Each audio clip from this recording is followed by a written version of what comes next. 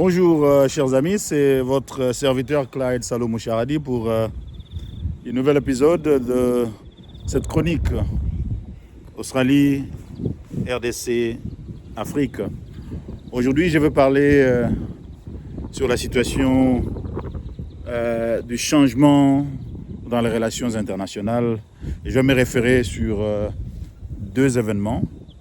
Le premier c'est l'entretien houleux entre le président des États-Unis, Donald Trump, et son vice-président, Mr. Vance, et le président ukrainien, M.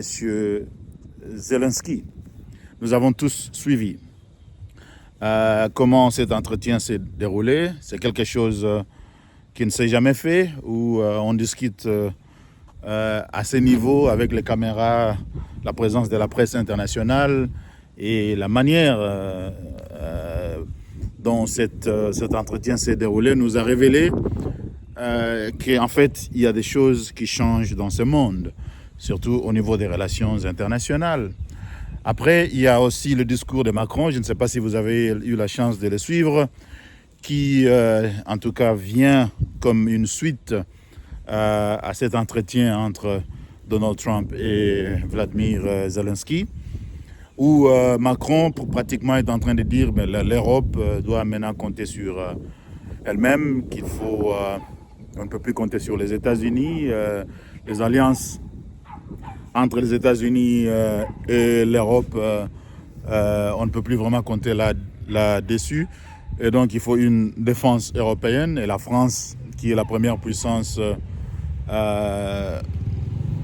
militaire, si vous voulez, en Europe, grâce à son armement nucléaire et tout, doit prendre une certaine responsabilité. On prépare même qu'on aura beaucoup plus besoin de soldats, il faut recruter plus, et tout ça, il y a quelque chose qui change dans les relations internationales, c'est que il n'y a plus, en tout cas, les valeurs qui ont guidé la France et l'Occident en général. Ces valeurs ne comptent vraiment plus. Donald Trump vient de changer un certain nombre de choses. Maintenant, c'est d'abord l'Amérique, et même ce qui est plus grave, parce que l'Amérique, d'abord, c'est pas un problème, hein. Là où ça pose problème, c'est que Donald Trump, lui, il ne fait pas attention, il ne donne pas beaucoup d'importance aux lois internationales. C'est d'abord les rapports de force maintenant qui comptent sur le plan international. Les États-Unis vont continuer à pousser cette philosophie du leadership, va continuer à pousser cette manière de penser et d'agir pour défendre les intérêts.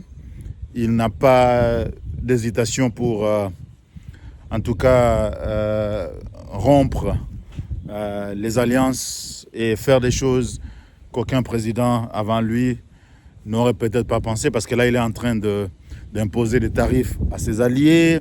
Il y a donc une guerre commerciale qui va s'en suivre, et tout cela a des conséquences significatives sur l'économie mondiale. Alors pour nous, Africains, qu'est-ce que cela veut dire?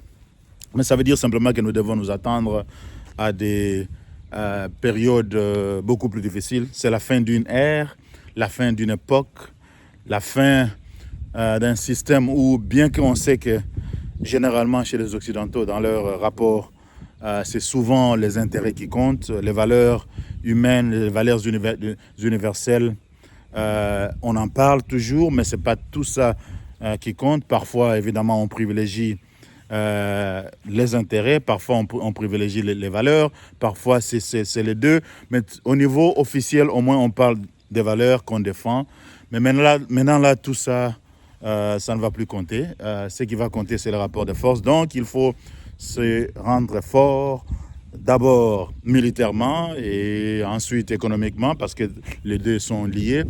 Pour nous, Africains, le fait que nous avons souvent un leadership qui est souvent défaillant, ça veut dire que nous ne pouvons plus compter.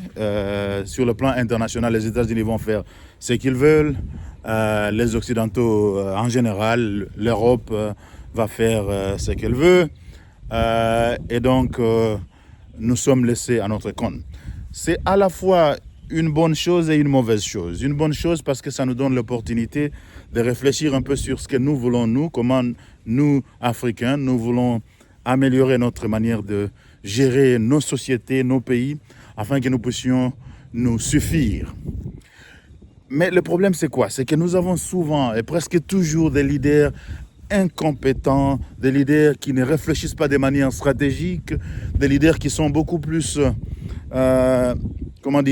busy. Ils sont occupés à faire tout pour rester au pouvoir, à faire tout pour s'enrichir, à faire tout pour privilégier leurs intérêts, au lieu de privilégier l'intérêt national et à long terme. Vous savez, tout le temps, quand vous lisez les choses sur le plan international, les États-Unis et les pays développés, ils sont toujours en train de développer des stratégies, aussi bien au niveau militaire, au niveau économique, au niveau social, parce qu'ils réfléchissent en long terme et ils savent que leur société a besoin de telles choses.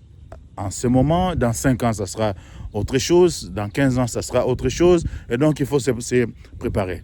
Ils ont des plans de planification de 10, 15, 20 ans. Mais chez nous, même si peut-être sur papier, on peut avoir des planifications, mais en réalité, rien, absolument rien ne s'est fait.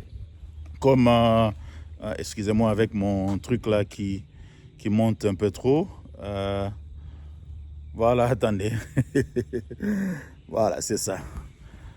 Voilà.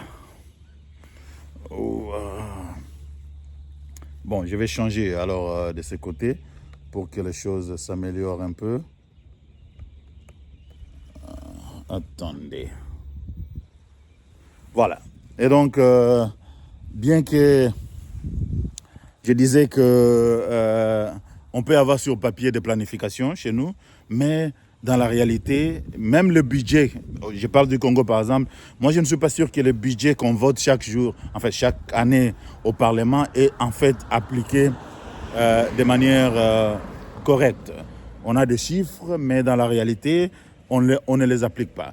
Et donc c'est un défi très sérieux qui devait nous encourager, nous, à nous ressourcer, à nous interroger sur nos propres valeurs, sur nos besoins, sur nos défis et comment nous pouvons nous y prendre. On ne peut plus compter trop sur l'Occident. On ne peut plus compter, c'est parce que d'ailleurs l'Occident, tout le temps, ils nous ont exploités, mais quand même de temps en temps, ils venaient un peu pour faire semblant en nous donnant ceci et cela. Vous savez, l'aide des États-Unis avec les USAID, bon, ça a aidé avec des programmes pour combattre le sida, pour financer ceci ou cela. Nous restons dépendants des aides pendant longtemps. Mais avec ce qui se passe maintenant, cette nouvelle donne internationale fait que nous avons en tout cas beaucoup de défis qui vont rester, enfin, que nous devons surmonter et nous devons améliorer notre manière de gérer nos pays. La France a ses problèmes maintenant, elle va s'occuper d'elle-même. Les États-Unis, déjà, hein, c'est America First. Et donc, et pour tous les petits pays, l'Afrique, vous devez vous débrouiller, c'est votre problème. Et tout ce qu'eux ils sont intéressés à faire, c'est de garantir leurs propres intérêts. L'ONU, bon, ça ne sert presque à rien. On voit comment, avec la situation du Congo, où le Rwanda envahit le Congo, et beaucoup de pays tergiversent, parfois ils condamnent, mais c'est à bout des lèvres, ils ne font rien pour sanctionner.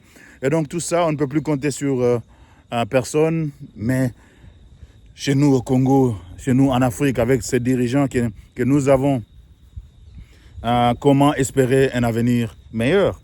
C'est un défi. Alors que nos intellectuels réfléchissent, que la population se prenne en charge effectivement, que chacun puisse essayer de faire quelque chose qui est possible pour améliorer la manière de penser et de réfléchir et surtout encourager une collaboration au niveau de la société civile qui peut nous aider à changer, à mettre des pressions sur les politiques et à changer notre société. Voilà, je m'arrête ici et je vous retrouve à la prochaine pour une nouvelle édition de cette chronique.